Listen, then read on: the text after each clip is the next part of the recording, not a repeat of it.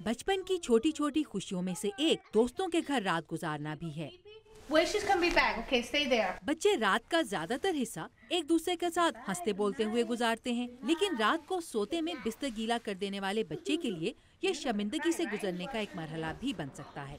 माहिर नफ्सियात doctor William वॉर्जेक की राय में बिस्तर गीला करने का मसला वालिदैन के लिए भी इतना ही परेशान कुन हो सकता है।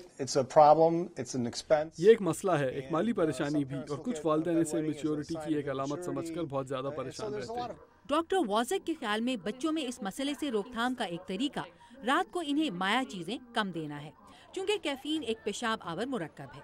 अमरीकी डॉक्टर्स अक्सर वालिदैन को बच्चों की ग़िज़ा से कैफीन मिले मशरूबात जैसे कोका कोला को मुकम्मल ख़त्म कर देने का मशवरा देते हैं। Major doctor Hamid Paracha Pakistan army से रिटायर्ड एक माहिर अतफाल हैं, जिनके मुताबिक पाकिस्तानी बच्चों में ये मसला खासा आम है और 5 साल से कम उम्र बच्चों की 5% तादाद इससे मुतासिर होती है। हम ऐसे वालिदैन को यही बताते हैं कि बच्चों पर बहुत ज्यादा ऐसे बोझ ना डालें, उनको बहुत ज्यादा डांट डपट ना करें और उनको खासकर शाम के वक्त ज्यादा मशरूबात और पीने वाली चीजें ना दी जाएं, जिसमें पानी है, चाय है, कोक है, पेप्सी है। तो लेकिन कैफीन पर जनरली हम कहते हैं बहुत ज्यादा स्ट्रेस नहीं देते। डॉक्टर पराचा के ख्याल में ऐसे बच्चों को नफ्सियाती तौर पर हिम्मत अफजाई की बहुत ज्यादा जरूरत होती है।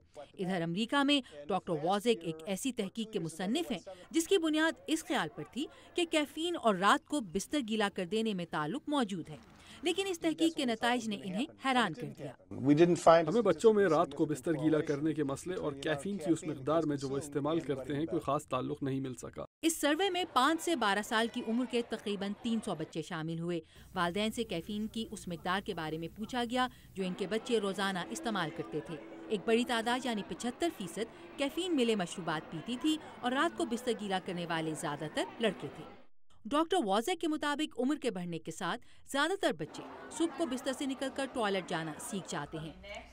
वो कहते हैं कि इस मसले से 2-4 बच्चों के जिस्म पेशाब बनने के अमल को काबू में रखने वाले एंटी डायूरेटिक हार्मोन या ADH की काफी मिकदार पैदा नहीं कर पाते।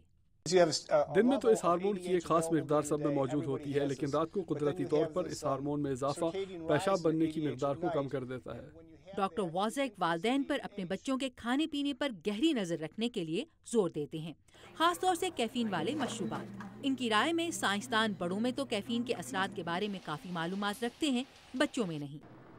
मेलिंडा स्मिथ के साथ आयशा खालिद, उर्दू VOA, वाशिंगटन।